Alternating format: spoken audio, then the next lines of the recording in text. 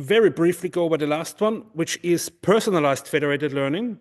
So in personalized federated learning, we allow each local model to be different. We do not enforce any cluster structure anymore. And how do we allow them to be different? Well, we say we couple only parts of the local models. So I have shown here local models being an artificial neural network.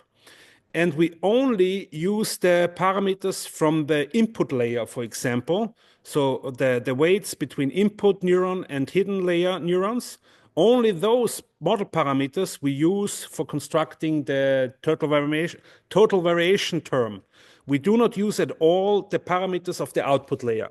So this means when we use GTV minimization here, we couple the input layers. For example, they should be identical. We want to use the same input layers, the same input transformation from features to hidden layer, but the output layer is free. So the output, how the output is then obtained from the hidden layer depends on the local data set, on the individual node. And by this, we obtain a form of personalized federated learning.